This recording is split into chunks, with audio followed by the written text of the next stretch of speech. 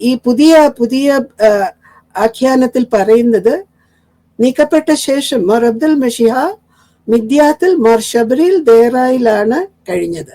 അദ്ദേഹത്തെ ജനങ്ങൾ അംഗീകരിക്കുകയും ബഹുമാനിക്കുകയും ചെയ്തു.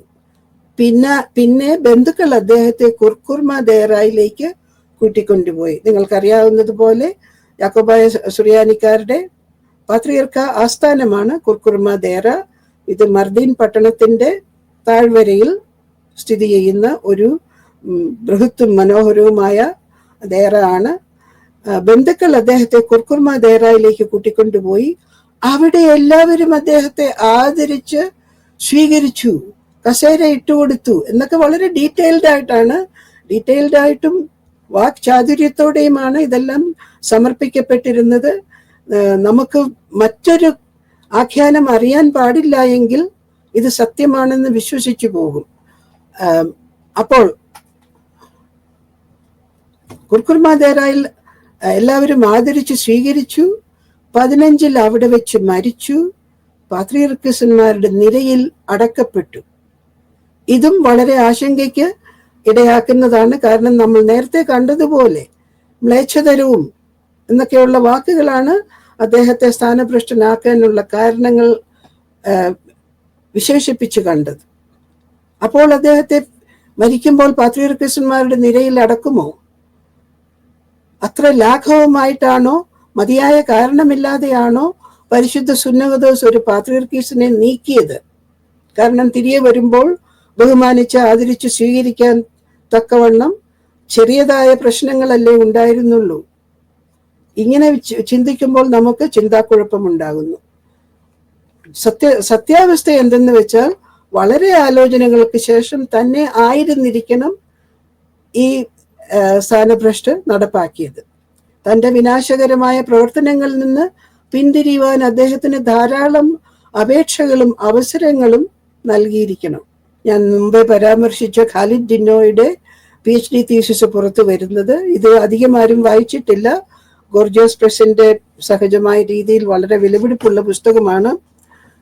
ഈ പുസ്തകത്തിനകത്ത് ഒരു ഭയങ്കരമായ ഒരു വെളിപ്പെടുത്തലുണ്ട്. ഈ വെളിപ്പെടുത്തലാണ് ഈ സ്ഥാനഭ്രഷ്ട് ന്യായമായിരുന്നു, അതിൻ്റെ യഥാർത്ഥ കാരണം എത്രമാത്രം ഗൗരവമേറിയതായിരുന്നു. അതിനുശേഷം അദ്ദേഹത്തിന്റെ താമസം കത്തോലിക്ക മൊനാസ്ട്രിയിലായിരുന്നു. അദ്ദേഹത്തെ സത്യത്തിൽ തിരികെ കുർക്കുർമ ദേറായിൽ കൊണ്ടുവന്ന് ജനങ്ങൾ ആദരിച്ച് വണങ്ങി താമസിപ്പിച്ചുവോ? മരിച്ചപ്പോൾ അദ്ദേഹത്തെ പാത്രിയർക്കീസന്മാരുടെ നിരയിൽ തന്നെ അടക്കിയോ? ഈ വിഷയങ്ങളുടെ എല്ലാം ഉത്തരം നമുക്ക് ലഭിക്കുന്നത് ഖാലിദ് ദിന്നോയുടെ ഈ PhD തീസിസിൽ നിന്നാണ്. ഇതിനെപ്പറ്റി ഞാൻ കൂടുതൽ വായിക്കാം. സഭ കൂടുതൽ അധപതനത്തിലേക്ക് പോകുന്നതിന് മുൻപ് അതിന്റെ രക്ഷയ്ക്കായി ഭൂരിപക്ഷ അഭിപ്രായത്തിന്മേൽ മോർ അബ്ദുൽ മഷിഹായെ നീക്കം ചെയ്തു എന്നത് ചരിത്ര വസ്തുതയായി തന്നെ നിലകൊള്ളുന്നു.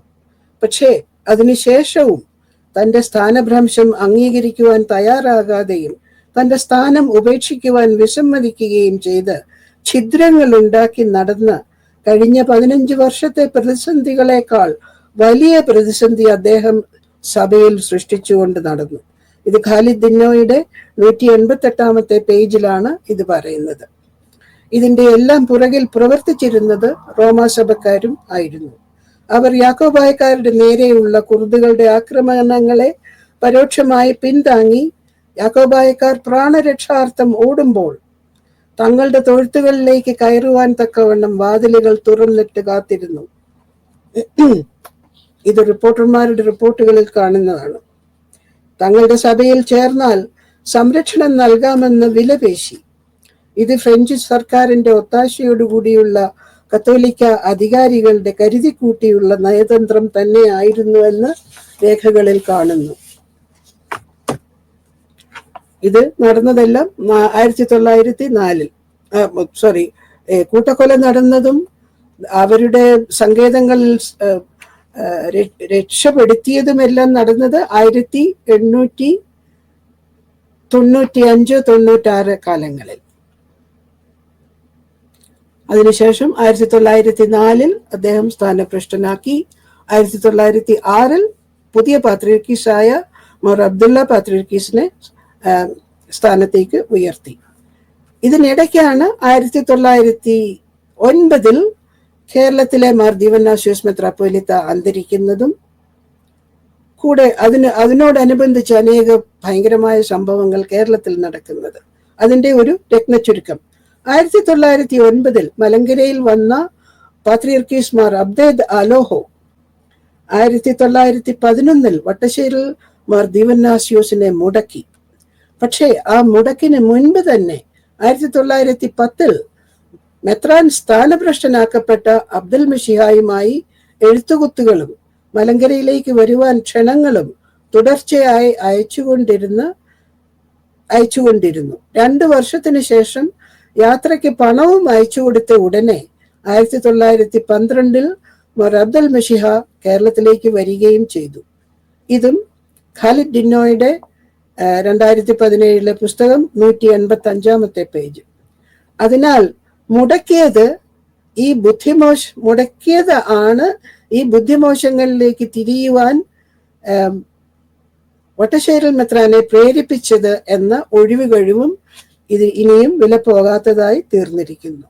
മാർ അബ്ദുൽ മശിഹ 1912 മലങ്കരയ്ക്ക് തിരിച്ചപ്പോൾ മൂസലിൽ വെച്ച് സുറിയാനി സഭയിലെ പ്രമാണികൾ അദ്ദേഹത്തെ പിന്തിരിപ്പിക്കുവാൻ കഠിന ശ്രമം നടത്തിയെങ്കിലും സാധിച്ചില്ല. തുർക്കി ഗവൺമെന്റും ബ്രിട്ടീഷ് അധികാരികൾ മുഖേന തിരുവിതാംകൂർ കൊച്ചി ഗവൺമെന്റുകളെ അദ്ദേഹം യാത്ര പുറപ്പെട്ടു കഴിഞ്ഞു എന്നും സ്ഥാനഭ്രഷ്ടനാക്കപ്പെട്ട ഒരു പാത്രിയർക്കീസ് ആണെന്നും മുന്നറിയിപ്പ് നൽകുകയുണ്ടായി. എന്നിരുന്നാലും അദ്ദേഹം തന്റെ യാത്ര തുടരുക തന്നെ ചെയ്തു.